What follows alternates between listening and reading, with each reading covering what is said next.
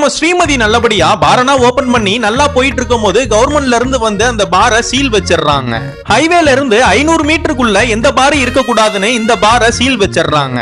அந்த சீல் வச்ச கவர்மெண்ட் ஆபீசரை பார்த்து பேசலாமேன்னு பார்த்தா ஆல்ரெடி நம்ம ஸ்ரீமதிக்கு அந்த ஆபீசரை தெரியும். கொஞ்ச நாளைக்கு முன்னாடி நம்ம ஸ்ரீமதியை ரொம்ப புடிச்சு போய் பொண்ணு பார்க்கலான்னு வந்திருப்பாரு. ஆனா நம்ம ஸ்ரீமதிக்கு இப்போதைக்கு எனக்கு கல்யாணம் பண்றதுல விருப்பம் இல்லைன்னு சொல்லி அனுப்பி இருப்பா. என்ன பழி வாங்குறதுக்குன்னு இது மாதிரி என்ன பண்றீங்களான்னு கேக்குறப்ப, அப்படின்னா இல்ல, நீங்க வச்சிருக்கிற பாரு ஹைவேல இருந்து 500 மீட்டருக்குள்ளதான் இருக்கு, அதனாலதான் சீல் வச்சோன்னு சொல்றான். நம்ம ஸ்ரீமதியும் வீட்டு ஹவுஸ் ஓனர் பையனை கூட்டிட்டு டேப்ப வச்சு அளந்து பார்த்தா 410 மீட்டருக்குள்ளேயே இந்த பார் இருக்கு.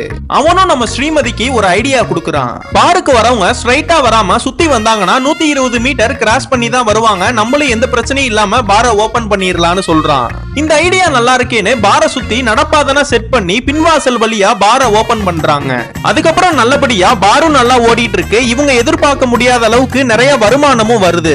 நம்ம ஸ்ரீமதியோட சித்தப்பா வீட்டை விக்கிறதுக்காக நம்ம ஸ்ரீமதி கிட்ட கோர்ட்ல 38 லட்சம்னு சொல்லி இருப்பாரு. ஆனா அதுக்கு முன்னாடியே ஒரு ரவுடி கிட்ட 2 கோடி ரூபாய்க்கு வீடை விக்கிறேன்னு அதுக்கான அட்வான்ஸையும் வாங்கியிருப்பாரு. இன்னும் ஏன்டா அந்த வீடை என் பேர்ல எழுதி தரலன்னு அந்த ரவுடியும் நம்ம சித்தப்பாவை விரட்டுறான்.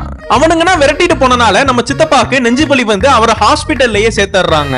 அப்புறம் டாக்டர்னா செக் பண்ணி பார்த்ததுக்கு அப்புறம் தான் தெரியுது அது அட்டாக்னா கிடையாது, கேஸ் டபுள் தானு. இங்கிட்டு பார்த்தா நம்ம ஸ்ரீமதியோட தாஜ்மஹால் பாரை அந்த ஊர்ல இருக்கிற எல்லா பெண்களும் அடிச்சு ஒடிக்க ஆரம்பிக்கிறாங்க. என்னன்னு விசாரிக்கிறப்ப இந்த பார் இந்த ஊருக்குள்ள இருக்கிறனாலதான் எங்க வீட்டுல இருக்கிற எல்லா ஆம்பளைங்களுமே குடிச்சிட்டு வீட்டுக்கு வராங்கன்னு சொல்றாங்க. இதுக்கப்புறம் என்ன ஆச்சுன்னு உங்களுக்கு தெரியணும்னா கீழே கமெண்ட் பாக்ஸ்ல பார்ட் 6ன்னு போட்டு போங்க.